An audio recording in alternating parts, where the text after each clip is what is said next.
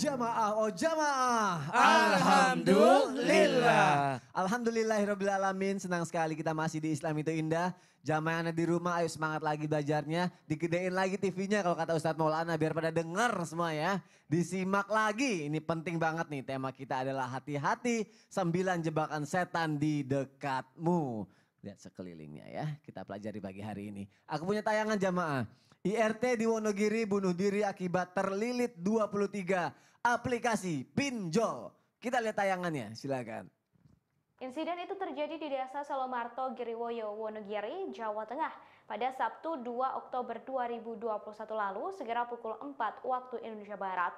Setelah diselidiki, Barreskrim Polri kemudian menangkap pelaku yang membuat WPS mengakhiri hidup. Dirtipidaksos Barreskrim Brigjen Helmi Santika menyatakan pendana pinjol ilegal tersebut berinisial JS. Dikutip dari tribunnews.com Sabtu 23 Oktober 2021, JS merupakan warga negara asing asal Tiongkok.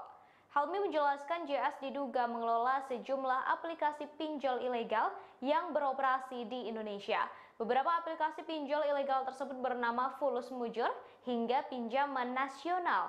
Menurut Helmi, WPS nekat bunuh diri lantaran diduga diteror oleh pinjol ilegal. Dari tangan JS, polisi menyita sejumlah barang bukti berupa ponsel, ratusan akte pendirian KSP, ratusan stempel KSP, 2 unit CPU, dan puluhan NPWP koperasi simpan pinjam. Pinjol, pinjaman online. Ini lagi marah kayak Ustadz Syam ya. Lagi marah karena lagi diusut terus kasus pinjol nih. Iya, apalagi yang terkena orang yang sedang mengalami kekurangan ekonomi gitu ya. Pinjol itu kalau orang jatuh langsung benjol. Beda itu. Ya Allah. Ini pinjol. Ustadz Syam, ini kan berarti kita ditipu-tipu lagi nih sama setan nih ya. Sebenarnya bagaimana sih, jamaah juga pasti pengen tahu kan, cara setan ini menjebak manusia melalui tipuan dari sudut pandang ekonomi. Dari sudut pandang ekonomi Iya. ya. Baik, Penjelasannya, bismillahirrahmanirrahim. Ustaz. Harusnya kalau ekonomi bidangnya nih, masternya nih, Masya Allah, Ustadz Hilman. Masya Allah, tapi guruku Ustadz Hilman, Ustadz Maulana, Mas Soni, serta guru-guru kami yang dimuliakan Allah Subhanahu wa Ta'ala. Ba'dan aqul a'udhu billahi minasyaitonir rajim. الشيطان يعدكم الفقر ويأمركم بالفحشاء والله يعدكم مغفرة منه وفضلا والله واسع عليم.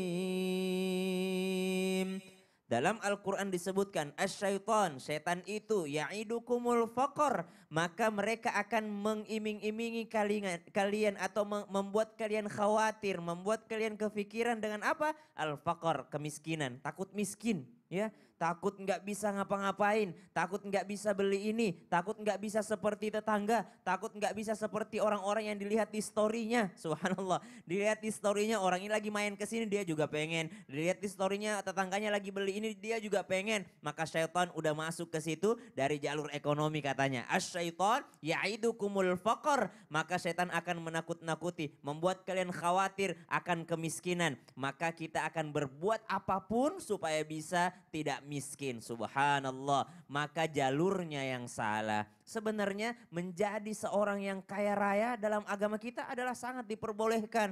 Bahkan ekonomi dan dakwah harus sejalan, subhanallah. Kekayaan itu harus ada di tangan kita. Bukankah tidak ada orang yang mau tangannya di bawah? Bukankah Nabi SAW mengingatkan supaya muslim itu harus qawi, harus kuat. Dan salah satu kekuatan itu dari sektor ekonomi, dari faktor ekonominya. Maka subhanallah, seseorang harus menjadi seorang yang cerdas, seorang harus menjadi seorang yang berilmu supaya mereka tidak jatuh dalam jerat kemiskinan ini. Tapi ternyata syaitan itu akan selalu membuat orang merasa miskin walaupun sebenarnya udah kaya. Walaupun sebenarnya udah kaya, tetap bisikan syaitan membuat mereka merasa miskin. Sudah punya ini, pengen yang ini, punya ini, pengen yang ini, dan tidak akan pernah habisnya. Maka godaan syaitan selanjutnya yang insya Allah dibahas menjadi jebakan syaitan juga disebutkan oleh tim kreatif kita akan membahas yang namanya talbis. Apa itu talbis? Sering kita dengar talbis iblis. Apa itu talbis? Dalam Al-Quran disebutkan begini. Ba'da naqul a'udzu billahi minasyaitonir rajim. Wala talbisul haqqa bil batil jangan kau campur adukan. Kamuflase lagi nih. Kalau tadi di Flase segmen lagi. awal ada kamuflase, Ya. yang ini ada kamuflase lagi. La talbisul haqqa bil batil. Jangan kau campur adukan antara yang hak dengan yang batil. Niatnya nyumbang, niatnya mesantrenin anak. Tapi uang yang dikirimkan daripada uang yang haram. Ya Allah. Niatnya daripada kebaikan, saling mengingatkan tahajud. Tapi hubungannya hubungan yang haram. Subhanallah. Ngerti nggak? Gimana tuh? Pacaran syar'i istilahnya. Oh ya Allah. Katanya pacaran syar'i aja kita. Astagfirullahaladzim. Gimana Ya, tuh kalau benar-benar. pacaran syar'i? Kalau pacaran tidak syar'i kan panggilnya ayah bunda. Kalau kita panggilnya abi ummi. Yo, biar kelihatan syar'i ya. Jadi dia daripada keburukan tapi dia menghiasinya atau talbis atau berkamuflase menjadi kebaikan. Naudzubillah min dzalik. Ya Allah. Lebih syari lagi. Apa itu, Ustaz? Kalau panggilannya almarhum. Diganti aja loh. Itu syarinya bikin deg-degan ya. Ya ampun. Terima kasih Ustaz Syah untuk penjelasannya. Kita lanjutkan lagi jam yang ada di rumah. Kira-kira jebakan yang 8 ke 8 ini apa sih? Katanya ini berhubungan dengan harapan dan cita-cita. Bukannya setiap orang itu butuh namanya harapan dan cita-cita untuk memotivasi ke depannya masa depan kita. Bagaimana cara setan untuk menjebaknya kalau bisa... Bagaimana caranya? Inilah yang harus kita bahas. Terlalu panjang angan-angan. Iya. Mau jadi dokter tapi tidak sekolah. Iya. Bagaimana caranya? Inilah cara setan menjebak manusia dengan cita-cita, dengan angan-angan. Waduh, jarang tidur, tidak pernah tidur, mau mimpi. Gimana caranya? Menghayal, Oh iya menghayal. indah pada waktunya. Nulis status gitu ya. Siapa kau? Siapa kau? Tidur tapi Katanya statusnya akan indah pada waktunya. Nah, terus? Kawan, kau tidur terlalu miring, bangun kau kerja. iya, Iya. ya juga ya. Generasi Rebahan. rebahan nah itu. Panjang angan-angan. Ya, hati-hati. Angan-angan ini bisa menjebak kita. Dengan apa? Ya sudahlah, berharap selain Allah. Hati-hati. 2 kalimat ini tidak bisa disebut setan. Catat ini. Camkan ini. 2 kata-kata ini tidak bisa disebut setan. Yang pertama kalimat la ilaha illallah. Kemudian yang kedua adalah astaghfirullah. 2 kalimat ini tidak akan mungkin disebut setan. Ketika Nabi Sits diserupai oleh setan. Waktu itu sehingga Nabi Adam nggak tahu yang mana anakku yang asli nih. Karena datang setan menyerupai Nabi Sits. Dua-duanya menghadap. Oh, mukanya sama. Yang mana anakku nih? Yang mana asli, yang mana bukan? Maka kata Nabi Adam alaihissalam, yuk kalian cari guru. Cari guru. Yang satu Nabi Sits yang asli bertemu gurunya siapa? Yakni Malaikat Jibril. Kemudian yang kedua yang palsu ketemu siapa gurunya? Iblis. Dan ketahuilah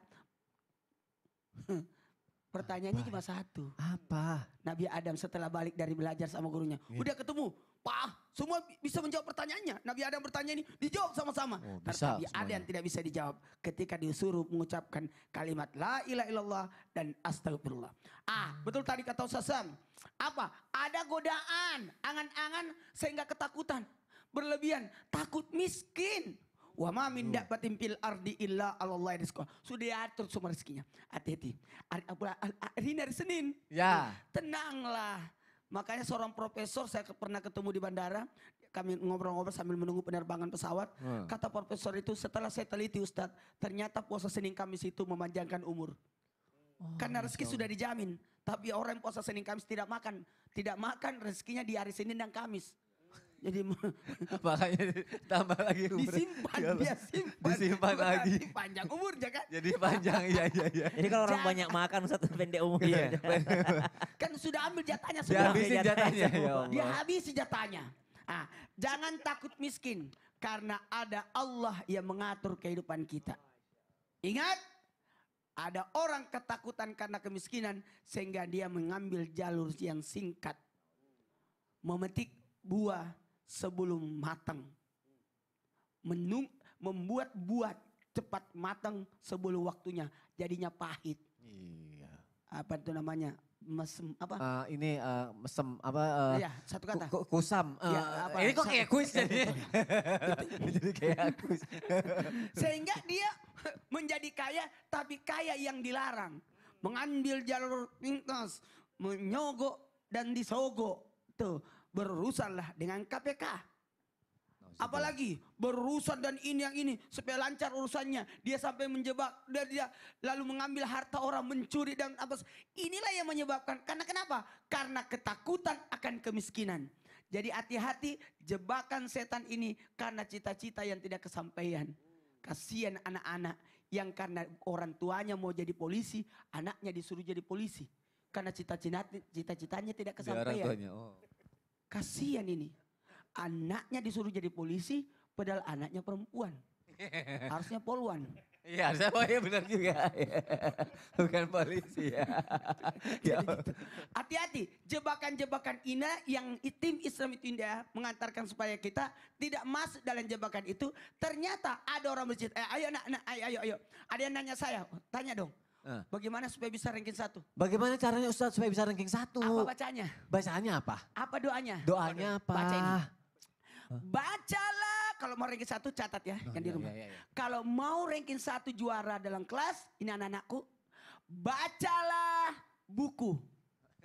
Baca buku dong. Gimana Buku mau- pelajarannya. Bagaimana mau juara, mau peringkat 1 kalau tidak pernah baca? Iya juga ya, buku pelajarannya dibaca. Ya ampun, ya Allah ya Rob. Terima kasih Ustadz Maulana untuk penjelasannya. Kita berarti boleh menggantungkan cita-cita kita, tapi jangan ambisius sampai akhirnya menghalalkan segala cara itu. Betul. Ya ampun, ya Allah. Terima kasih Ustadz Maulana untuk penjelasannya sekali lagi. Mau lagi kata-kata dari saya? Apalagi? Di atas gunung ada lebih tinggi. Apa? Pohon yang ada di atas gunung. Iya juga ya. Ada lagi yang lebih tinggi. Awan di atas pohon itu. Ya Allah, kita lanjutkan lagi jamaah yang ada di rumah. Ustadz, kita akan masuk ke jebakan terakhir jamaah yang ada di rumah. Biasanya kalau ada yang terakhir, ini yang paling bahaya ya.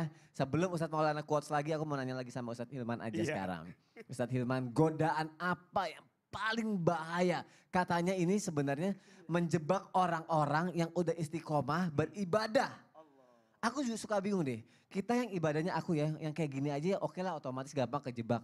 Yang udah istiqomah, yang ibadahnya udah dalam banget gimana caranya bisa kejebak Ustadz Hilman? Allah, mohon izin Ustadz Maulana, Ustadz Syam.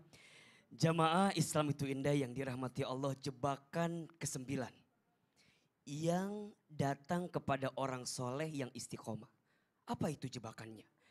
Jebakan merasa sombong dari ibadah yang dia lakukan.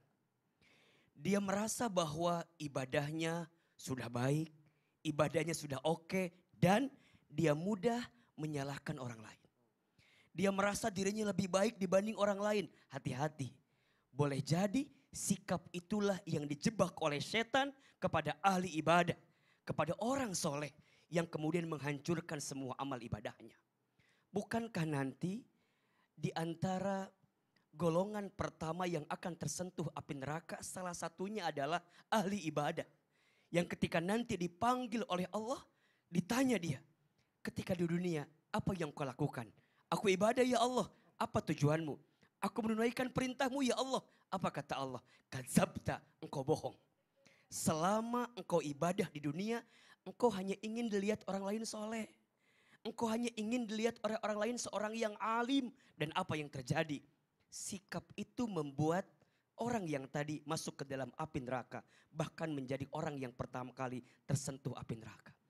Maka belajarlah untuk senantiasa merendahkan hati kita di hadapan Allah Subhanahu wa taala, merendahkan diri kita di hadapan Allah Subhanahu wa taala. Ingat, jangan merasa soleh. Merasa soleh itu salah, merasa salah itu soleh. Ulang-ulang. Jangan merasa soleh. Ya. Merasa soleh itu salah, Ah. merasa salah itu soleh. Oh iya. Saat kita menatap orang lain, katakan di hati kita, sebaik diri kita, lebih baik orang lain. Seburuk orang lain, lebih buruk diri kita. Jadi artinya belajarlah untuk senantiasa merasa kurang dalam ibadah kita. Agar kita terus memperbaiki diri kita. Menghadirkan kebaikan-perbaikan. Kebaikan-perbaikan. Karena kita tidak tahu pasti apakah ibadah kita diterima oleh Allah atau tidak. Maka rendah hatilah serendah-rendahnya. Sampai tidak ada lagi orang yang merendahkanmu. Rendah hatilah serendah-rendahnya. Sampai tidak ada lagi orang yang merendahkanmu. Udah gak ada lagi misalnya. Merendahkan. Kenapa? Gak bisa lagi karena udah paling rendah. Udah paling gitu. rendah. Kalau kita sudah merendahkan diri kita, maka tidak ada lagi orang yang bisa merendahkan kita. Boleh jadi, mohon maaf lahir batin. Mengapa kita senantiasa merasa tidak tenang dari ibadah kita? Karena masih ada ria dan sum'ah. Apa itu ria? Ria ingin dilihat oleh orang lain. Sum'ah ingin didengar oleh orang lain. Dan sikap inilah yang boleh jadi ada jebakan setan kepada orang yang soleh dan istiqomah. Tapi kemudian dia lupa apa tujuan ibadah yang dihadirkan. Maka di antara syarat ibadah diterima itu apa? Ikhlas karena Allah. Apa itu ikhlas? Bersih, suci, bening. Dia mengembalikan semuanya kepada Allah Subhanahu wa ta'ala. Jangan ingin dilihat soleh oleh manusia. Karena setiap manusia memiliki angle masing-masing melihat kita. Percayalah, jadilah orang yang soleh di hadapan Allah Subhanahu wa ta'ala. Masya Allah. Jangan terlalu berharap kepada manusia. Berharap kepada manusia itu adalah patah hati yang disengaja. Jika ingin bahagia, berharaplah sama Allah saja. Dan itulah ibadah kita. Jangan sampai ada sombong, jangan sampai ada ujub, ada ria, ada sum'ah. Karena itu adalah jebakan setan yang menghancurkan ibadah kita. Istiqomahlah. Ahilman, istiqomah itu susah ya? Iya, karena pahalanya surga. Kalau ringan pahalanya kipas angin. Ya Allah. Kulkas satu pintu. Istiqomah itu berat. Yang ringan namanya istirahat. Ya Allah. Iya. Benar banget, Masya Allah. Kenapa? Apa Ustaz Maulana? Mau balas Penasaran apa? ya. Mau balas Kata apa? Allah yarham Iya. guru kita Arif Iya. ini Ilham. Iya. Ya. Jangan terlalu banyak tidur di dunia. Kenapa? Karena nanti ada tidur yang panjang. Allah. Gimana? Di kuburan. Iya benar ya Allah. Baik, terima kasih Ustadz Hilman, terima kasih Ustadz Maulana sudah berusaha untuk itu. Masya Allah. Tapi tetap hari ini pemenangnya Ustadz Hilman. Lebih banyak Ya quotesnya ya. iyalah, lebih Baik, banyak. Masya Iyalah. Allah. Jamaah jangan kemana-mana. Setelah ini aku mau ngebacain lagi pertanyaan yang sudah masuk ke media sosial. Islam itu indah. Nyesel kalau sampai kelewatan ya. Tetap di Islam itu indah jamaah. Nggak lama kok. Jamaah, oh jamaah. Alhamdulillah. Buah kelapa, buah kenari. Artinya. Ada dijual di pasar.